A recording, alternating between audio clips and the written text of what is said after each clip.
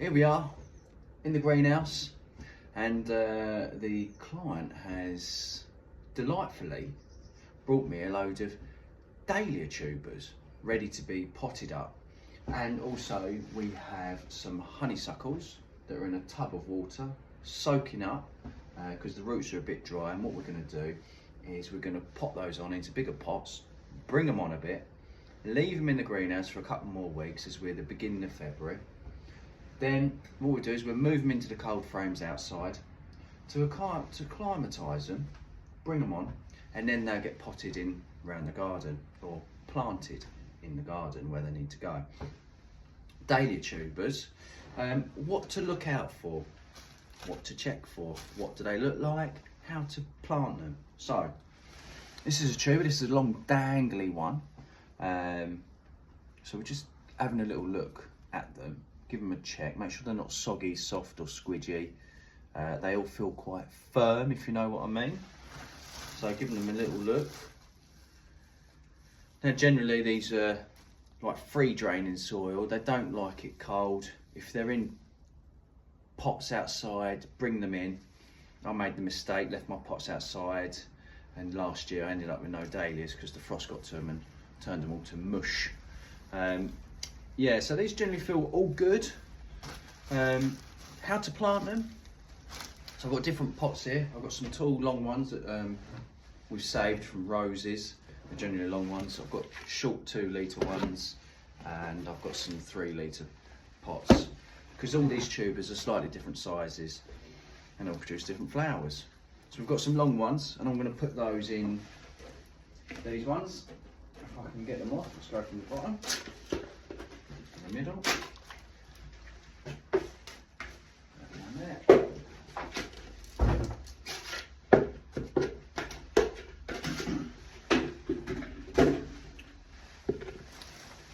So I'm pinching it where there's a cut, and that would be where it's going to flower from. And what we want to do is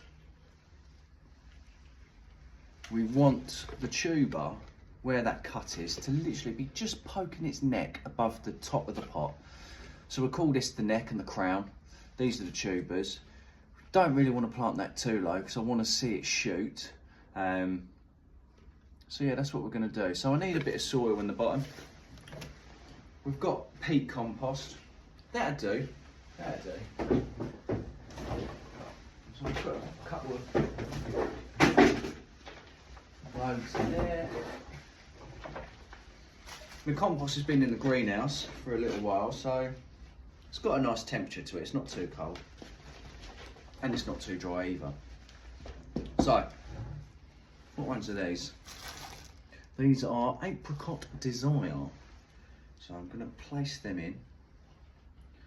Try and just tease the tubers apart a little bit and see if it freestands. So I've got it about there. So the soil's just going to cover the tubers, and that's where it's going to be.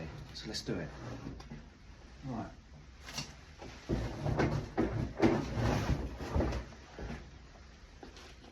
I feel like I work in an ice cream shop.